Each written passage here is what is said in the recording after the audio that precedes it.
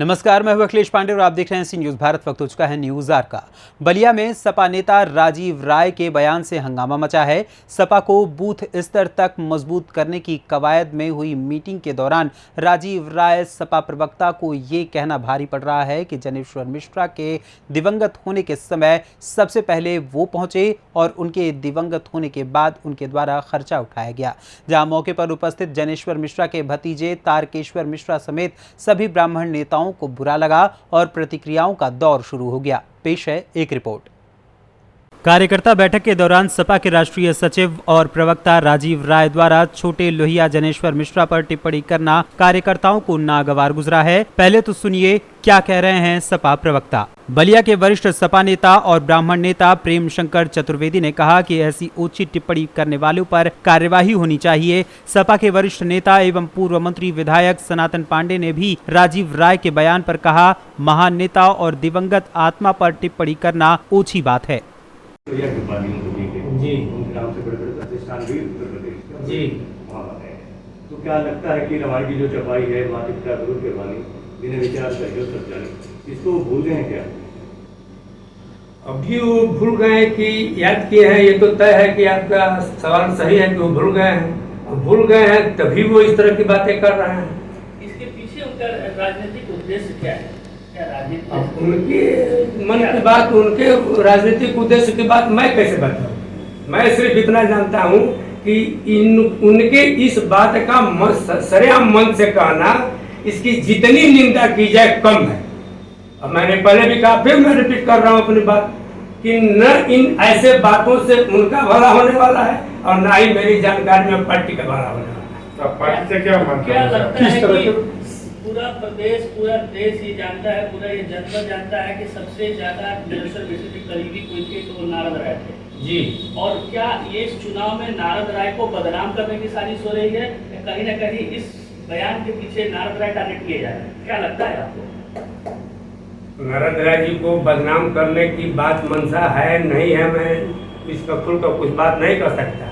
लेकिन आपने एक सवाल पैदा किया है तो मैं इतना जरूर कहना चाहूँगा कि नारद राय जी जैसा जुझारू संघर्षशील आदमी जो जनेश्वर मिश्रा जी के नाम से जाने जाते हैं, अब तक उनका इस पर अपना बयान क्यों नहीं आया? उनका बयान आना चाहिए जी। अच्छा, स्टेज पे बहुत सारे लोग वहाँ मौजूद थे, एसएस तिवारी जैसे, तो उसको किस तरह से देखा जाए? पार्टी स्तर पर देखा जाए या व्यक्तिगत देखा जाए?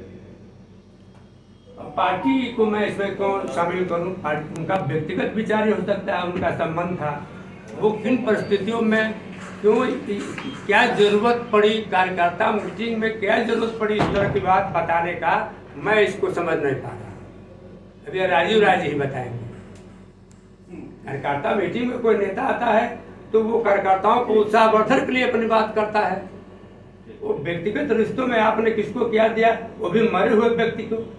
मुझको उसी जनेश्वर मिश्रा से मैंने सीखा है कि मरे हुए व्यक्ति के बारे में दो शब्द अच्छा नहीं बोल सकते, तो उसमें कमियां निकालने के, कमियां ढूंढने का काम नहीं करना चाहिए।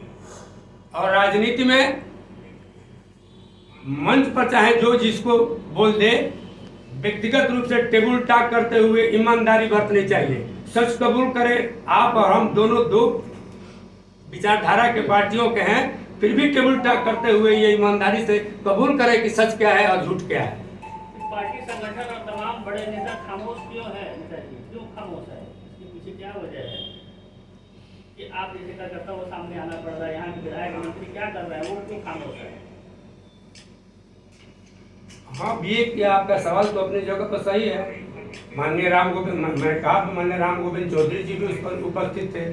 उनके भाई हैं तो फोन खोल लिया, मान लीजिए अपना विचार दे दिए, आया है सामने, अखबार में भी आया है, वीडियो के माध्यम से भी आया है। लेकिन हम यह आपके माध्यम से मांग, आपके चैनल के माध्यम से मांग भी करते हैं, आदरणीय राम गोविंद चौधरी जी का भी विचार खुल कर आना चाहिए। और इसके पहले भी मैं अपनी बात आपके सवाल करने के पहले माननीय नारद राय जी को भी अपना विचार खुलकर देना चाहिए। अभी तक उनका विचार क्यों नहीं आया, मेरे लिए एक सवाल पैदा कर रहा है। तो क्या हम लोगों ने बात सही है, वो तारकेश्वर मिश्रा जी उनके भाई थे, उनका बयान आया है कि रात भर में सो नहीं पाया। राम गोविंद चौधरी जी जैसे सर्वमान्य नेता, प्रदेश के इतने बड़े नेता थे, उनका भी कोई प्रतिक्रिया नहीं आया कि राजीव राय जी अगर इस तरह का बयान दिए हैं तो कितना सच दिए हैं, कितना झूठ दिए हैं, उनको देना उचित था या नहीं था।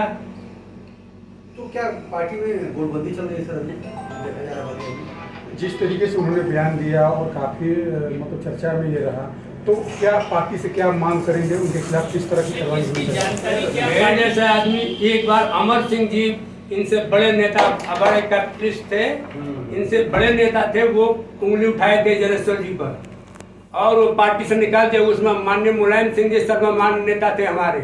आज अखिलेश जी हैं, परिस्थितियाँ बदली हैं, देखते हैं कि अखिलेश जी क्या करते हैं। मुझसे आप पूछेंगे तो मैं कहूँगा कि इस तरह के ओछी बात करने वाले लोगों को पार्टी से निकाल देना चाहिए। मतलब आ जाएगी राजनीति का गिरा हुआ स्तर है। इसकी जानकारी पार्टी आलाकमान अखिलेश यादव जी को है? इस बात की जानकारी आप लोगों ने दिया है? बिल्कुल दिया है, इसकी जानकारी दी गई। कहीं न कहीं एक दूसरे से आदमी जुड़ा हुआ है, उनको जानकारी दी गई। प्रतिक्रिया आई कोई? प्रतिक्रिया आई अखिलेश जी की तरफ से? जी, कोई अखिलेश जी की तरफ से कोई प्रतिक्रिया आई? अभी इसकी जानकारी हमें नहीं है, और जो नहीं है वो कैसे बताएं आपको। इस तरह की प्रतिक्रिया उन्होंने क्यों व्यक्त किया इन्होंने राजीव राय ने? भाई राजीव राय के मन की बात मैं कैसे करूं? मैं राजीव राय के बयान से, मेरे जैसा लाखों आदमी मर्माहत है, ये भाव व्यक्त करने के लिए मैं आप सबको बुलाया हूँ। राजीव राय सपा के कदावर नेता है, प्रवक्ता भी। जी उनके नाम से बड़े बड़े प्रतिष्ठान भी उत्तर प्रदेश में जी वहाँ है। तो क्या लगता है कि रामायण की जो छपाई है, माता पिता गुरु के वाणी, बिना विचार सहयोग सब जाने, इसको भूल गए हैं क्या? अभी वो भूल गए कि याद किए हैं, ये तो तय है कि आपका सवाल सही है कि वो भूल गए हैं। भूल गए हैं तभी वो इस तरह की बातें कर रहे हैं। इसके पीछे उनका राजनीतिक उद्देश्य क्या है? क्या राजनीति? अब उनके मन की बात, उनके राजनीतिक उद्देश्य की बात मैं कैसे बताऊं? मैं सिर्फ इतना जानता हूं कि उनके इस बात का सरेआम मन से कहना, इसकी जितनी निंदा की जाए कम है। अब मैंने पहले भी कहा, फिर मैं रिपीट कर रहा हूं अपनी बात कि न इन ऐसे बातों से उनका भला होने वाला है और न ही मेरी जानकारी में पार्टी का भला होने वाला है। तो पार्टी से क्या मांग क्या करेंगे? लगता किस है तरह कि के पूरा प्रदेश, पूरा देश ये जानता है, पूरा ये जनता जानता है कि सबसे ज्यादा जनेश्वर विष्णु के करीबी कोई थे तो वो नारद राय थे जी, और क्या ये इस चुनाव में नारद राय को बदनाम करने की साजिश हो रही है या कहीं ना कहीं इस बयान के पीछे नारद राय टारगेट किए जा रहे हैं? क्या लगता है आपको?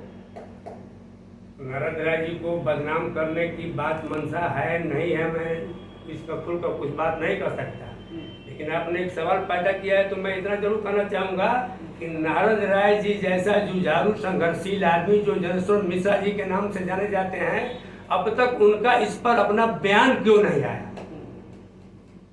उनका बयान आना चाहिए। नारद राय जी, अच्छा, स्टेज पे बहुत सारे लोग वहाँ मौजूद थे, एसएस तिवारी जैसे।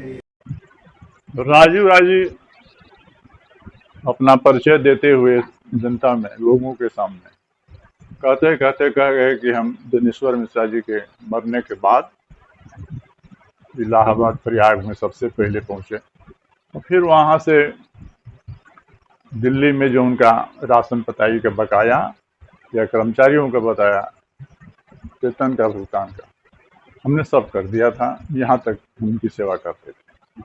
अब इस तरह का भाषण, उस तरह का वक्तव्य, बचकाना हरकत, बहुत छोटे लड़के जो बोला करते हैं, बचपन के 4-5 में पढ़ने वाले लड़के तू मैं करते हैं कि तुमको हम खिला दिए, तुम हमको नहीं खिलाए।